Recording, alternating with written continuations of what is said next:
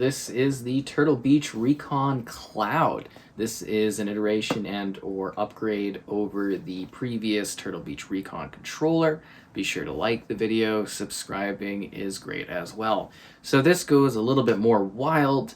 It's designed for Windows, it's designed for Android 8.0 Plus, and it provides the option to basically be something you would use with your cloud gaming, your Xbox cloud gaming, when you're out on the go, but it can also be used regularly as a Recon controller. So I did cover the original model of this, I think about a year ago, maybe a little bit more. So they're back, they're upgrading things, and they're taking it a little bit further. So let's dive into what exactly this controller has. So this one takes their custom controller design, and it just makes it have an attachment so that you can put this extra bit and your phone on the controller, so that you can essentially more comfortably sit there and game on the go. It's not a design that is like anything necessarily new, if that makes sense, but I think they add the nice little Turtle Beach kind of, design or concept to it, which is quite nice. I like what Turtle Beach puts together. So here's the box. It's supposed to be at least 30 hours of battery life. It charges pretty quickly. Bluetooth support, wired support. We even have the cord length, 3-meter USB cord, so you'll see that in a sec here. Rear buttons, everything like that. The superhuman hearing. And yeah, don't worry, we're going to show off also a controller mapping guide so you can see that too. But let's just finish unboxing it. So we've got two portions. We got the controller portion, we got the cord portion. Let's open up the controller so we can show it off. There's two color variants here. So this is the black version. I have the pre-existing original Recon controller, which is very close to this one, and that's white. This exists in the black version, and magma blue, which is actually really cool. I actually don't mind the look of the black design either, but let's talk about that in just a sec here, as I want to show off the rest of what's in here.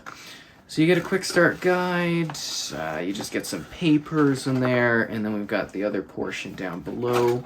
So that's where you get your cords and your mounting piece.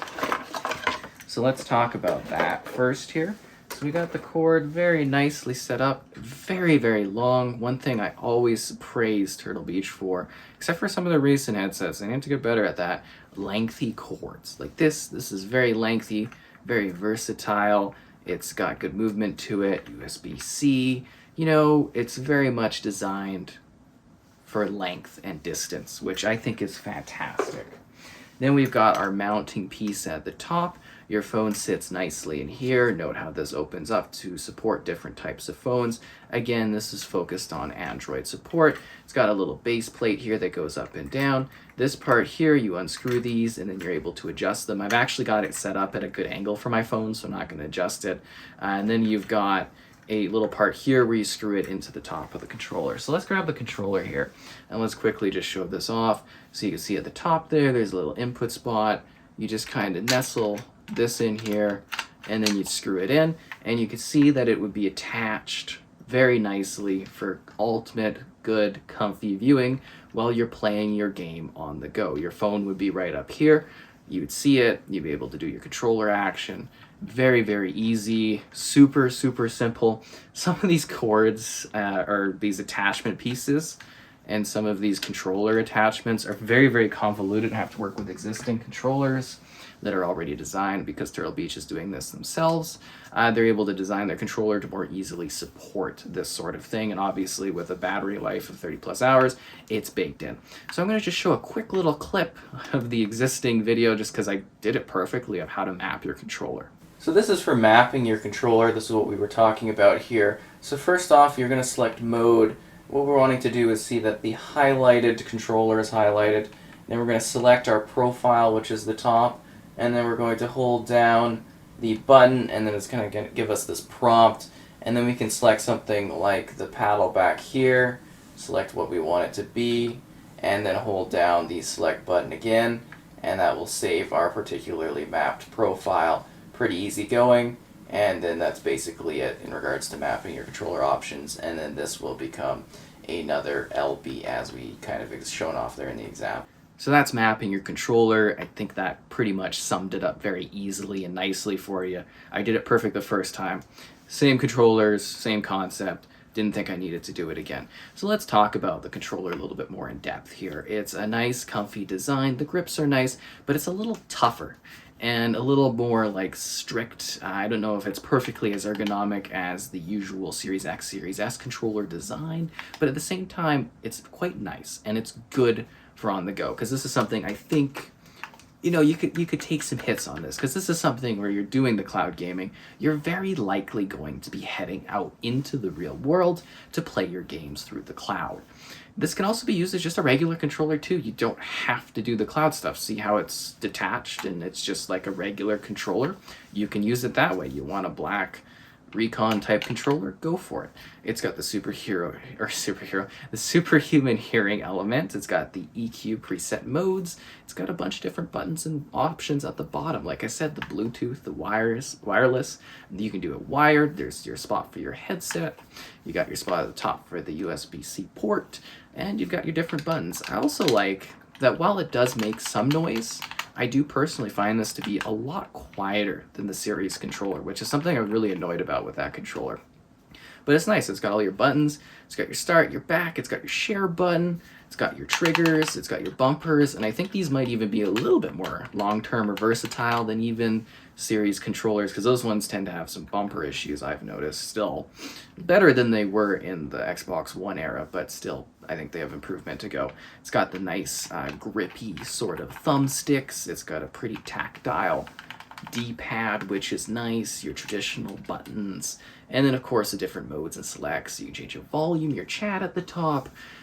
It's Turtle Beach, so it's definitely designed around like headset usage if you want to go in that direction. But it's also designed around something that works with the cloud gaming. That's the point of this. This is something designed for your cloud, because that's going to be a growing sector in gaming.